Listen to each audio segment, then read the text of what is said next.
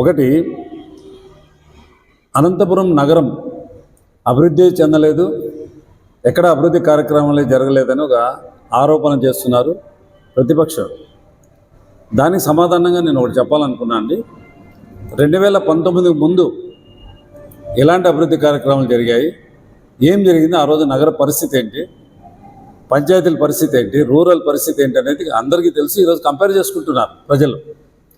నగరంలో అనంత వెంకటరామరెడ్డి గారు ఎమ్మెల్యే అయిన తర్వాత వారి అనుభవరీత్యా వారికి ఉన్న కమిట్మెంట్స్తో డే 1 అంటే ఆయన ప్రమాణ స్వీకారం చేసిన ఎమ్మెల్యే అయిన తర్వాత డే 1 ఈ రోజుకి దాదాపు 50 అంటే దాదాపు 5 సంవత్సరాలు ప్రజల్లో ఉండిపోయినారు.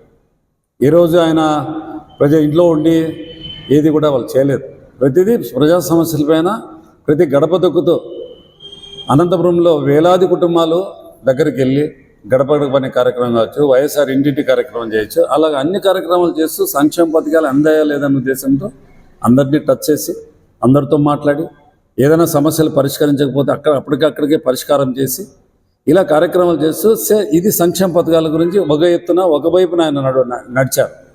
రెండో వైపు నగరాన్ని అభివృద్ధి చేయాలనే ఉద్దేశంతో ఒక మంచి దృఢ సంకల్పంతో అనంత వెంకటరామరెడ్డి గారు ఆయనకున్న అనుభవం అయితేనేమి, ఆయనకున్న పరపతి అయితేనేమి, అంటే పరపతి మీన్స్ వాళ్ళ కుటుంబం ఎన్నో సంవత్సరాలుగా రాజకీయాల్లో ఉన్న వాళ్ళ నాన్నగారి నుంచి ఎంపీలు అయ్యారు, ఎమ్మెల్యేలు అయ్యారు, వాళ్ళ నాన్నగారు ఎమ్మెల్యే అయ్యారు.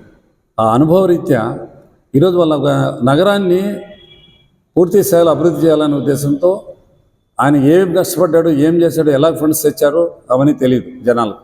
కానీ ఈరోజు కళ్ళు కట్టినట్టు అనంతపురం నగరం అంతా కనిపిస్తుంది.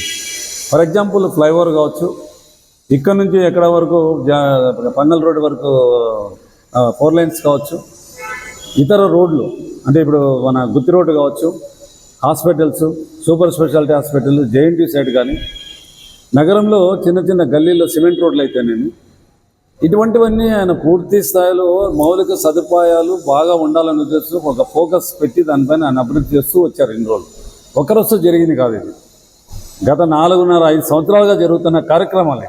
ఒక్కటనే ఇప్పుడు జగన్మోహన్ రెడ్డి గారు రిపీటెడ్గా అంటున్నారు సభల్లో, మీరు ఇది ఒక్కటి చేసామని చెప్పుకోండి, ప్రజల్లో కూడా చెప్పుకోండి, మేము అప్పుడు అది చేసామని చెప్పి ఏం చేశారు? అంత అసంతృప్తి ఈరోజున్న జనాల్లో అంతా ఏమంటే ఒక నమ్మకం అనేది ఏర్పడింది జగన్మోహన్ రెడ్డి గారి పైన. ఏదైనా చెప్తే మాట తప్పడు.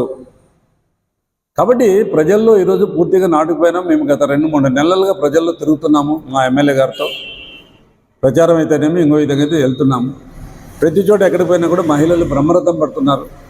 అన్న మీరు వచ్చే అవసరం లేదు, మేము జగన్మోహన్ రెడ్డి గారు రుణం తీర్చుకోవాలా, అప్పుడు మేము ఇంతకుముందు వెళ్ళినప్పుడు 1900 ఏమన్నారు, చూస్తాంలే వేస్తాంలే అన్నారు. కానీ ఓటు ఇప్పుడు మేము వెళ్ళకముందే వాళ్ళు చెప్పేస్తున్నారు అనంతన్నకు, మేము ఫ్యాన్ గుర్తుకు ఓటేస్తున్నాం, జగన్మోహన్ రెడ్డి గారు మా ఇంటికి ఇన్ని ఇచ్చారు, ఇంత లబ్ధి పొందినాం, మేము ఓటేసేదాం, ఆ రుణం తీర్చుకుంటామనే మాట మహిళల్లో వస్తుంది ఈరోజు.